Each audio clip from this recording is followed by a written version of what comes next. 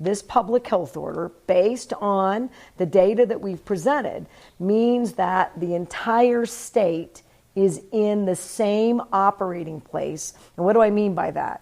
This public health order, with the decisions we've made about reopening the economy, and I'm going to go through them, means that we can do that statewide. All regions are trending exactly where they should for a statewide gating criteria that's being met in all 4 factors. So that's incredibly good news. And before I go through this, I want to do one more thing. This only works if we do what Dr. Scray says, which is we respect that individuals have to do isolation, social distancing, hand washing, wearing masks. If we don't do that and vulnerable populations stay as secluded and socially isolated as they can, all of this changes. So I asked individuals to really think about supporting businesses, because this was really tough for businesses to be closed while we got our arms around, as a state, protecting as many New Mexicans as possible from this virus until there's a vaccine. Now I'm asking for a bit of the reverse.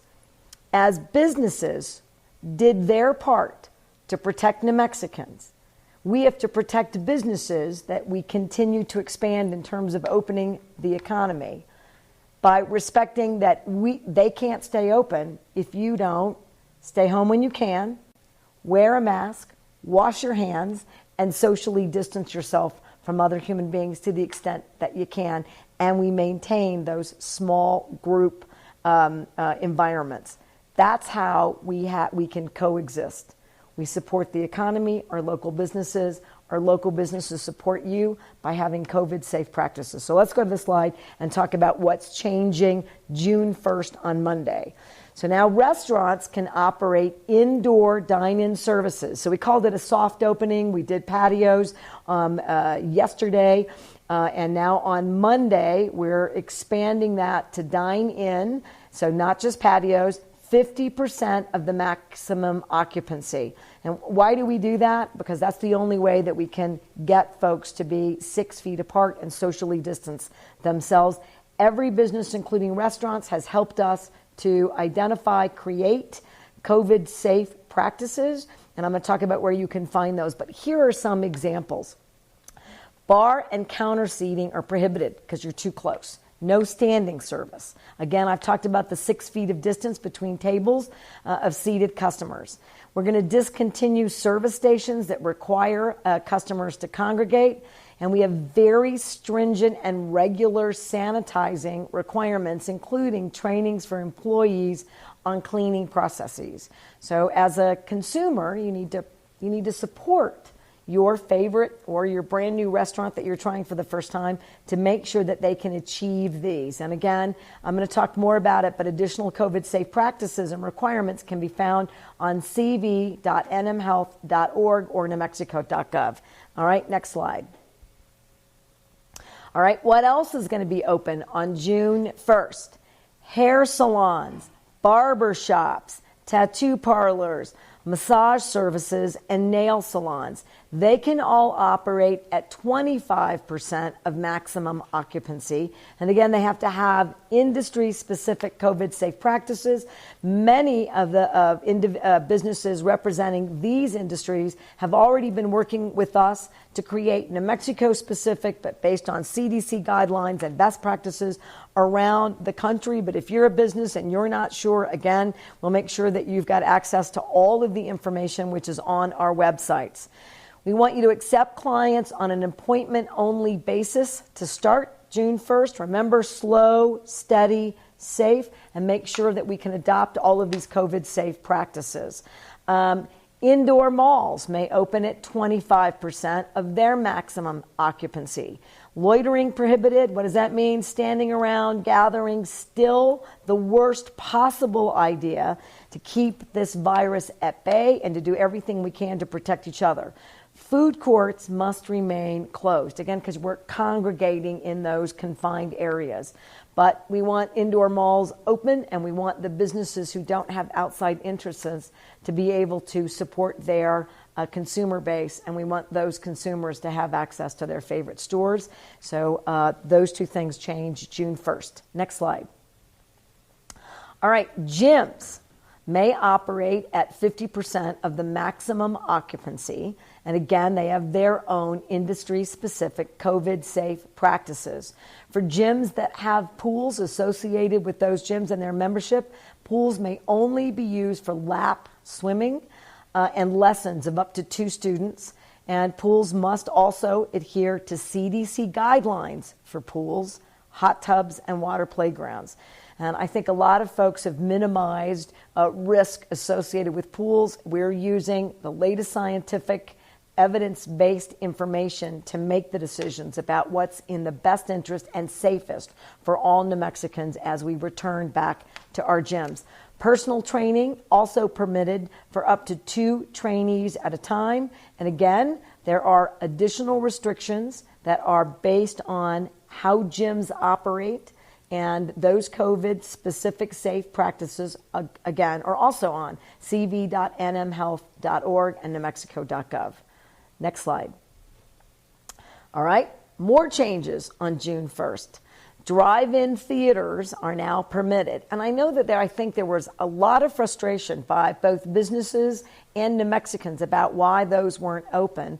And these are really tough decisions. And again, we make them based on, unsafe aspects that we have yet to get our arms around. And for drive-ins, it wasn't the fact that folks were staying in their car. It was the fact that they would have to get out of their car. That virus travels with you to a concession stand or to a facility, so restroom facilities for the public. We now are clear that we can have COVID-safe practices, and I, for one, am hoping that we see a resurgence in drive-in theaters around the state, and we think that this is going to be an excellent business and activity with COVID-safe practices for New Mexicans over the summer. We are opening our state parks. We're going to continue to do that. State parks also will have capacity restrictions, and they have to have COVID-safe practices. We are still going to prohibit camping, congregating on beaches for lakes, and so we really need our visitors to help us adhere to these COVID-safe practices so that we don't have to close any of our lakes or parks. Hotels may operate now at 50% of their maximum occupancy. So what you should start to get a sense of is that all of the basic industries are beginning to slowly reopen and re-engage with us, the general public, because we've adopted pretty effective COVID-safe practices. Now, here's something else that I want to really point out.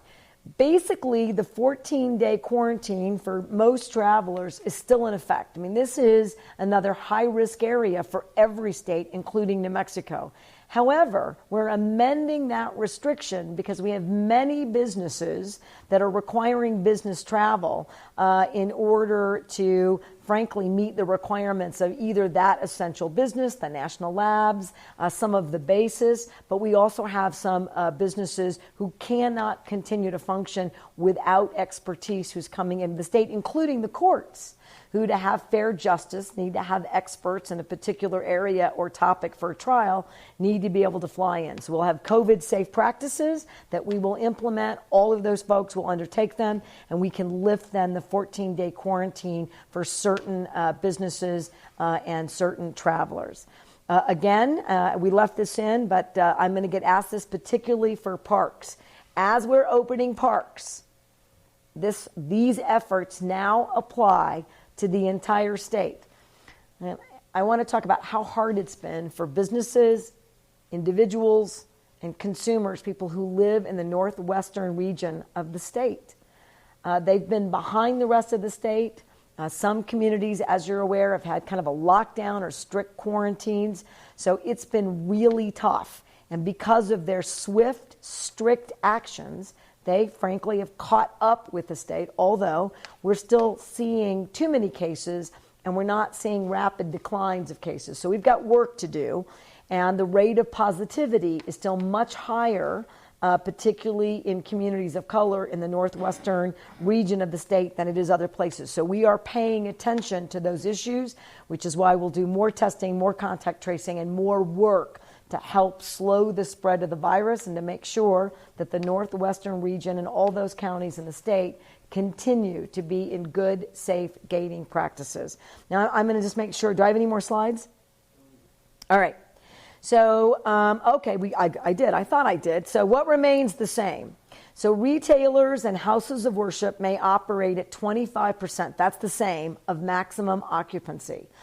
I know that adding new businesses actually is going to create, right, some level of new risk, which is why we're not changing those. I don't want anyone who hears us safe, practical, pragmatic, smart, not fear-based, evidence-based decision-making. That slow but methodical, practical is the best way to hold where we are and to build. And if we change too many things all at once, particularly as we're adding risk, it would mean that we might have to go backwards and shut down either a region or a business sector, and we don't want to do that. This is working. And I would brag that, frankly, because of New Mexicans, New Mexico was the first state to meet its criteria for reopening, and then other states have sort of come in and out. And frankly, and I think it's tied largely to mask wearing and decisions about staying home, we've come in and out of meeting all of our criteria. It is very data dependent and behavior dependent. So that's going to stay the same for some additional period of time as we continue to catch up. Bars remain, again, temporarily closed. Breweries and wineries can still do curbside pickup where permitted by their license. Face coverings still must be worn in public settings.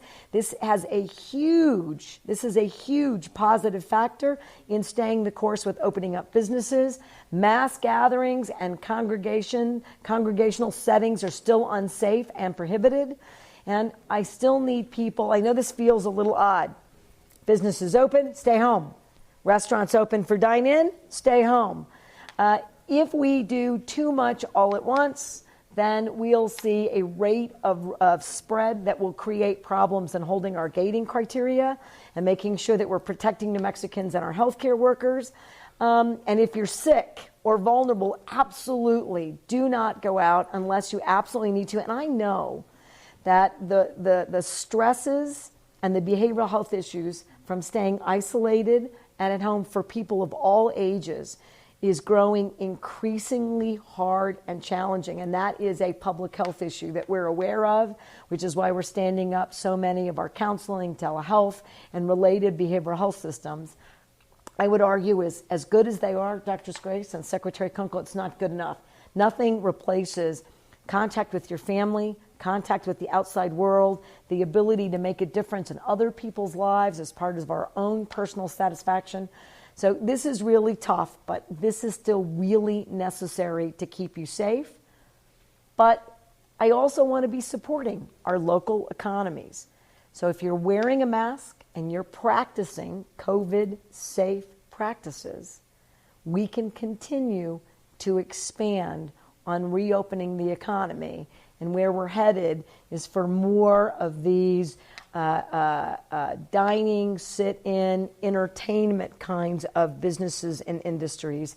And I am incredibly proud of New Mexico, and I think that there is a possibility that we can have more changes like we've had in the other months before the end of a month, as long as we're continuing to look at segments of data that are longitudinal, 21 days, looking at 14 days gives us a real good window about what's going on, and 7 days of data can give the modeling team and the medical advisory team a sense about where risks are forming and what issues, because we've done productive COVID-safe practices, risk is being diminished. So that's how we'll look at all of this data. We'll continue that effort and continue to make these decisions. Next slide. Okay, so I talked a little bit about this later already. What comes later? All right, we're going to do the work I just described All right, we're going to keep looking at virus transmission and gating criteria, and that's going to determine, because the virus determines these timelines, but that means all the things that I sort of captured in more of an entertainment kind of a function: theaters, casinos, museums, breweries, zoos, bowling alleys, mass gatherings, large events, and more. That's where we're headed next. And again, how will this occur safely? If New Mexicans make personal decisions that are COVID-safe practices, that determines what's going on with the virus. That, in turn, will determine what decisions we can make in a productive and safe manner. Next slide. Okay. So these are important things to remember. I do this every time, and this seems a bit, right, that they don't go together, these two things. Stay at home. Wash your hands. COVID-safe practices. If you must go out, wear a mask. Stay at least 6 feet apart from other human beings. But people do need to go to work. Businesses need us as consumers. So reopening our economy, while it is not an invitation to forget about the risks of the virus is not gone. The virus still lives among us. It's our ability to control its opportunity to spread that makes the difference here. So I want you to really think about whether you need to go out and need to be engaged in these businesses. And I also want to get a shout out to businesses. They are anxious in a COVID-safe world and a COVID-safe state to demonstrate to you that they can provide essential and related services that improve our social demeanor, our opportunities to engage with our friends and families, to support these local businesses, to get our economy going together. And most important in this design, this dichotomy, don't go unless you need to support these local businesses. Know this: their employees deserve the ability to work in a safe environment. And if we don't wear masks and we don't practice, right, COVID-safe efforts like social distancing, then the workers at restaurants and grocery stores and businesses, they aren't safe. And it's not just these workers, it's their entire families. So this is a social contract as we reopen the economy. That has not changed. And I think it's vital that we continue to follow that. If a business is not following COVID-safe practices, don't go. If you're not seeing social distancing, if it's not dining, because you can't dine and wear a mask, people aren't wearing masks, workers aren't wearing masks, they don't seem to be sanitizing, they don't seem to be metering, that's a business that is not performing COVID-safe practices. Don't go to that business. Just because I said this already, you can go, doesn't mean you should go. Ask yourself, right? Is the business operating safely? Can I be safe in this environment? Am I putting myself or my family or others at risk? Bottom line, living in a COVID positive world, err on the side of caution. If it feels unsafe, don't go. And I have great respect for New Mexico businesses who I think in large part have put together some of the best COVID-safe practices based on CDC guidance and related evidence-based practices that will be the best in the country. I have great faith that we can do this and keep moving in this direction. If, however, there is an issue, workers, you can make a workplace OSHA complaint to the state at New Mexico ENV, that's New Mexico Environment Department, -OSHA, O-S-H-A, at state.nm.us, or you can call 505-476-8700. And of course, all of this will be on our website. And do I have one more slide? I do not have any more slides.